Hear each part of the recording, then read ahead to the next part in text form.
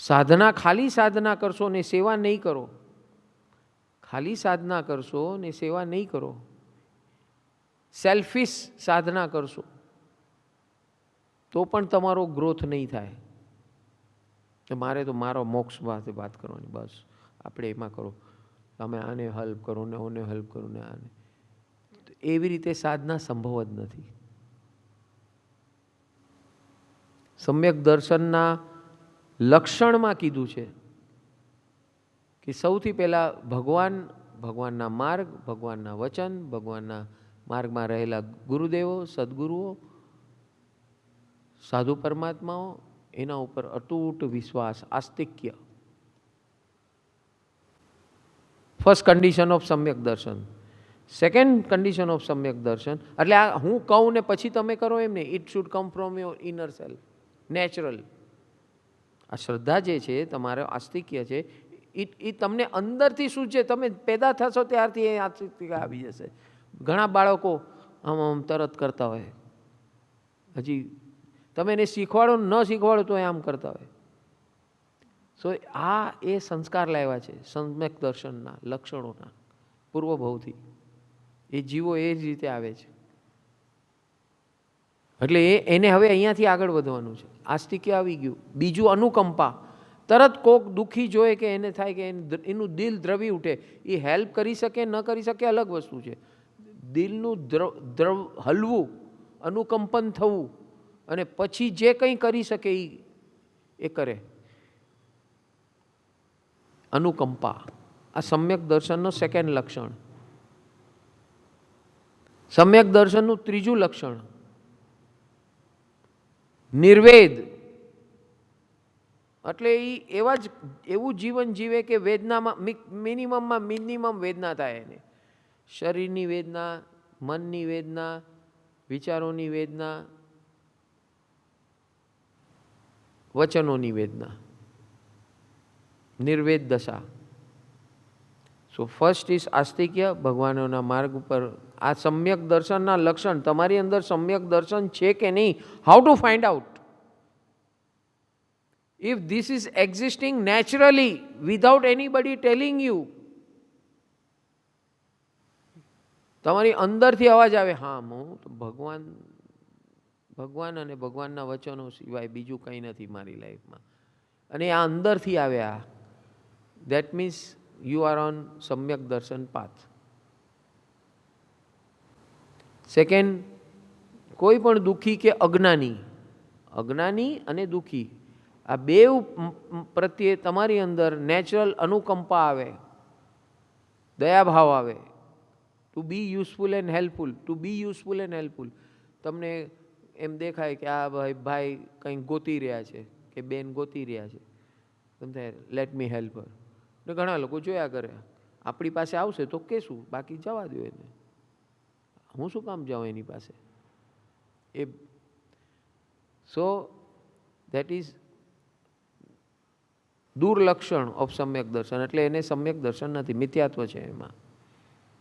અને અંદરથી થાય. રસ્તામાં જતા હોય એને કાંઈ લેવા દેવા ન હોય. હું આમને પૂછું, તમે સાંભળ્યું કે હા મને ખબર છે, આ જો તમે આમ જાઓ અને ત્યાં. સો ધીસ ઇઝ લક્ષણ ઓફ સમ્યક દર્શન.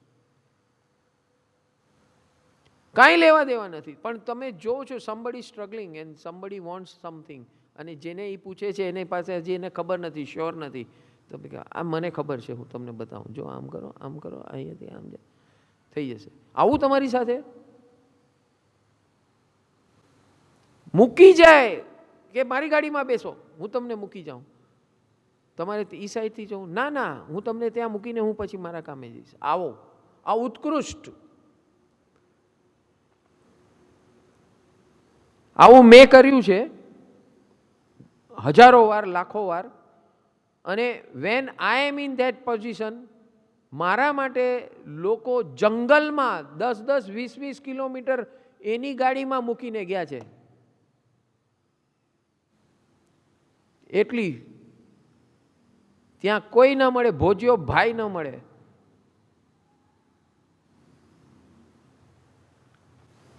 અને એનાથી વિશેષ અડધી રાતમાં ક્યાંક પહોંચી જાવ ને કોઈ ભૂતાવળ કાંઈ ન હોય ને આપણને કાંઈ ખબર ન હોય ને કોક ક્યાંકથી અચાનક આવે અને કોઈ ના આવે તો પશુ આવે, કૂતરાઓ આવે અને એને ફોલો કરે, એટલે આપણે જ્યાં જવું છે ત્યાં મૂકીને એ નીકળી જાય. This is the power of અનુકંપા, સમ્યક દર્શન, અનુકંપા.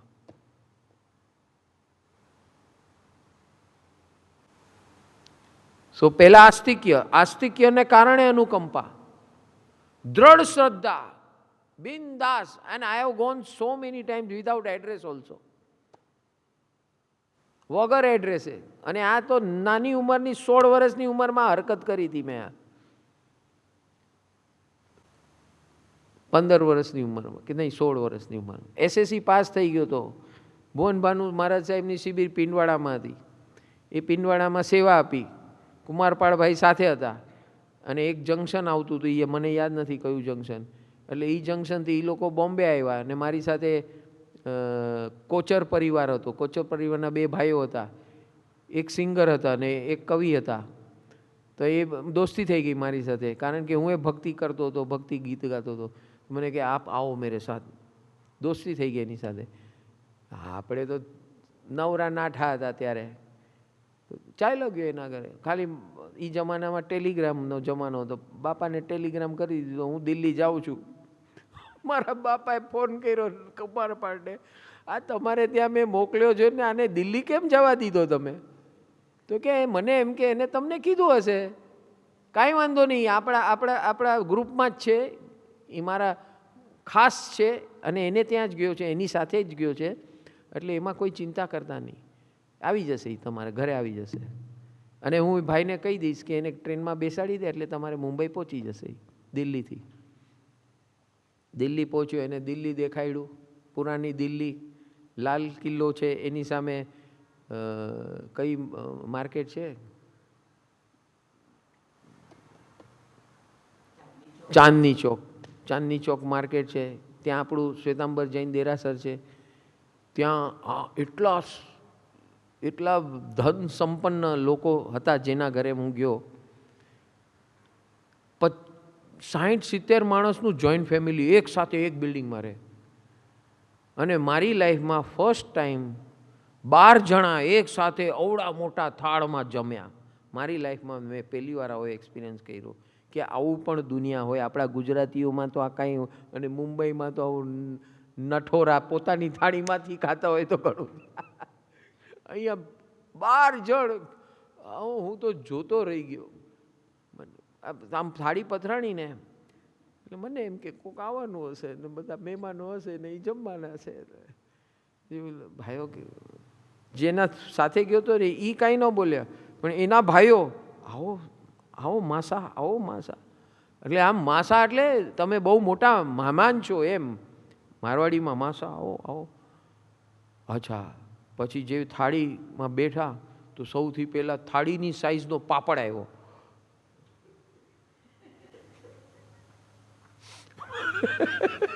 બધા ટકાટક ખાવા માંડ્યા. મને એમ કે આના દર્શન કરવાના, આપણે તો કાંઈ ખબર જ નહીં. પછી ત્યાં સામે રસોડું દેખાતું હતું, 4 બૈરાઓ અને બધી યંગ વહુઓ હતી, યંગ વહુઓ, એકથી એક રૂપ સુંદરીઓ હતી. મેં કીધું આહા, આવું તો મુંબઈમાં તો મેં તો ક્યાંય જોયું નહોતું. ને આ રૂપ સુંદરી હોય તો હાથે ન લગાડે કોઈ વસ્તુને, એ તો હવામાં ઉડે 4 ફૂટ ઉપર. ગુજરાતીમાં તો ને મારવાડીમાં આવી ભક્તિ.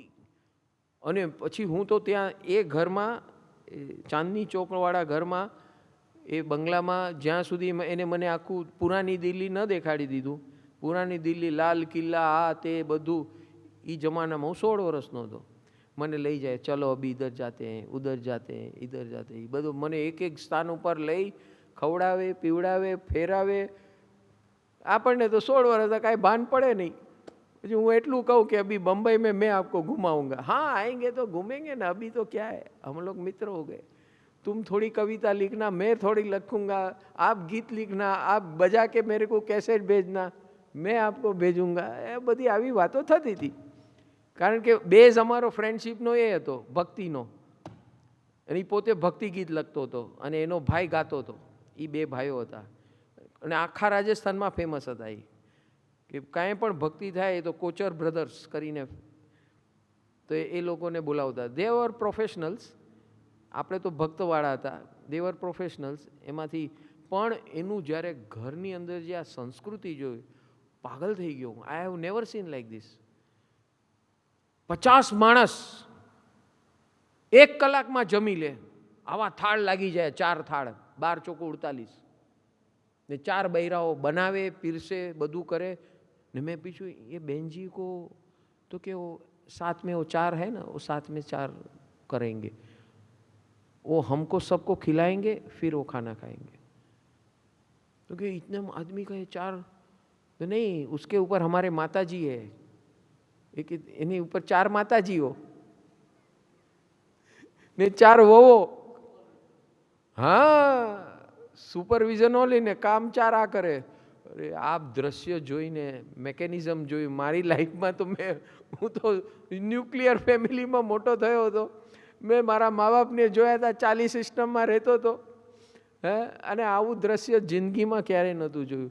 એટલે ભક્તિ, ધીસ ઇઝ ભક્તિ in demonstration. This is the culture of India. હું એનો કોઈ સગો નહોતો થતો, કોઈ રિલેશનશીપમાં નહોતો થતો. 4 દિવસ મને એને ઘરમાં રાખ્યો, જાણે કે હું એનો સગો ભાઈ હું. આખા તો મારું તો એની સાથે રિલેશન હતું ને, પણ જ્યારે હું ત્યાં ગયો તો કે દરેક વ્યક્તિ મને એવો આદર સન્માન, જાણે કે બહુ મોટી હસ્તીઓ, આઈ એમ સેલિબ્રિટી, એવું માન સન્માન. આવો પંકજ શાહ, नाम तो बोले नहीं, मासा बोले. मैंने क्या मासा शू, ये क्या बोल रहे? नहीं तो हमारे में मेहमान को ऐसे ही बुलाते हैं, मासा. आपको बहुत सम्मानपूर्वक बुलाते हैं. યંગ મારી ઉંમરનો છોકરો હતો એ, અને એટલું મીઠું બોલતો હતો ને પોતે કવિ હતો. અને એની ભાવના એ હતી કે હું જે કવિતા કે ગીત લખું ને એ તમારે ગાવાનું, કે આપકા કંઠ इतना जबरदस्त है ना, आप जो गाते हैं ना तो देव आ जाते हैं, ऐसे मुझे लगता है, ऐसे मुझे भाषित होता है, मैं रोमांचित होता हूँ, मेरे में से शब्द निकलते हैं और मैं लिखता हूँ. इसलिए आप मेरे साथ रहो, आप रहोगे उतने दिन में ये गीत लिखूंगा, आप गाओगे. આ મારું કન્ડિશન હતી. એના માટે મને લઈ ગયો ત્યાં. અને આ જે એનું મહેમાનગતિ જોઈ, I have never seen in my life. બચપનથી આપણે તો નાના ઘરના માણસ, આપણને કોઈ પૂછે નહીં, થૂકે નહીં, એવા તો ઘરમાં પેદા થયેલા. હે, ટેકન ફોર ગ્રાન્ટેડ, ચાલીમાં રહેવાવાળા માણસો. હે, આયલા માયલા તોયલા કરવાવાળા માણસો, એમાંથી મોટા થયેલા. દાદાગીરી ને ગુંડાગીરી કરીને ઊભા થયા, ચોરી ફોરી, આ બધે ફ્રૂટ બૂટ, બધા ઝાડ હોય એમાંથી ફ્રૂટ તોડે ને કંઈક ધમાલ મસ્તીઓ કરી. 10-10 ફૂટ ઉપર તો દિવાલ ઉપરથી કૂદકા માર્યા, એવું બધું કર્યું છે નાનપણમાં. ચાલી life is like this only. અને પછી ત્યાં ગેમ રમવાની, ચોર પોલીસની ને ક્રિકેટ ને, આખો દિવસ ઘરમાં રહેતા જ નહીં, રાતના સુવા જતા ખાલી. એવી તો લાઈફ કાઢી છે. અને કો છે તો કે હું આના ઘરે છું, તો આ જમી લઈશ, અહીંયા સૂઈ જઈશ, અહીંયા આ કરીશ, અહીંયા કરીશ. મા બાપને કોઈ ચિંતા ફિકર નહીં. હે, ખાલી ત્યારે મોબાઈલ થોડી હતા, ખાલી એક જણને મોકલે કે આ તમારે ઘરે છે, તો કે હા મારે ઘરે, ચિંતા નહીં કરતા, અહીંયા જ છે. એટલે બધા ફિક્સ દોસ્તાર હોય ને ફિક્સ હોય, બધી માઓ મળેલી હોય, એની મંડળી હોય, એટલે એ વાતો પહોંચી જાય. આવી જાતની લાઈફ જીવી. અને that life is not available today. You pay crore rupees, you will not get that life. અને આ જે ભક્તિભાવ, ભક્તિ કેને કહેવાય? અજાણ્યા માણસને આપણે તો ઊભા ન રાખીએ. અને આ આટલી સેવા, આઈ વોઝ મેડ. અને પછી એનું ખાણું પીણું તમે જો, આપ લબાલબ ઘી બધામાં, એના રોટલા આટલા, આહા, જરા શાકમાં લબાલબ ઘી, ફરસાણ, મીઠાઈ, 4 મીઠાઈ, 5 ફરસાણ, હા, કે 1 દિવસ 2 દિવસ 2 ટાઈમ 3 ટાઈમ, આ બધા આજ રસોડા કન્ટિન્યુઅસ. પછી મેં સવાલ કર્યો, એ બેનજી इसमें से निकलते कि नहीं, किचन में से निकलते कि नहीं, कि ये अपना पूरा हुआ फिर शाम का शुरू हुआ, उसका खाना होगा फिर शाम का शुरू. तो ऐसा ही है, ऐसा ही है, ओला कीधु ऐसा ही है. और हमारे यहाँ ऐसी प्रथा है. और जब तक ये जवान होते हैं, उनको बच्चा नहीं होता है, तब तक उनकी सेवा यही होती है। बच्चा होगा फिर उसको परमिशन मिलती है बाहर आने का किचन से, फिर बच्चे को संभालने का, फिर ऐसा है। फिर थोड़ा बच्चा बड़ा हो जाएगा, फिर हमारी माँ संभालेगी बच्चे को, वापस वो काम पे लग जाने का। आखी आ प्रथा सांभળી मारवाड़, दिस मारवाड़ कोचर बीकानेरना प्योर कोर बीकानेरी કે हमारी बीकानेरी मिठाई, बीकानेरी फरसाण, बीकानेरी नाश्ता પકવાની પકવાન આવું તો મેં સ્વર્ગલોકમાં નહીં જોયું એવું એવું આ લોકો રોજ જીવતા। પ્યોર શ્વેતાંબર કડક પાલન કરવાવાળા શ્વેતાંબર પરિવાર પ્રથા। I was so flabbergasted। અને જે આગતા સ્વાગતા કરે, આપણે આખા ભાવમાં ન કરી શકે એવી આગતા સ્વાગતા એને કરી। ધીસ ઇઝ આપણી આ વાત ક્યાંથી નીકળી? સમ્યક દર્શન। તો એ સમ્યક દર્શન આમાં ક્યાંથી આવ્યું?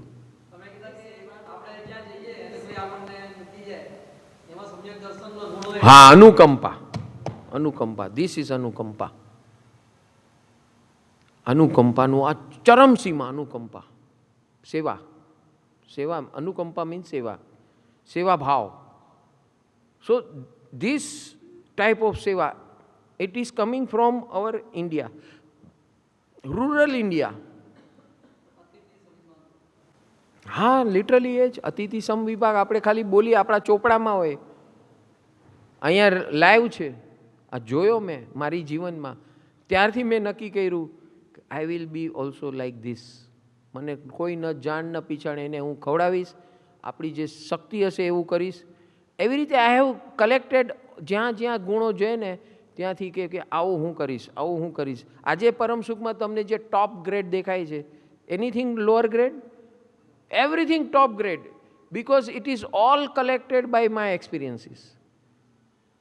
કે નાનામાં એ જીવ કોણ છે એ મહત્વનું નથી, ભગવાને કીધું તારું અનુકંપા કેવી છે, તારી સેવા કેવી છે એ મહત્વની છે।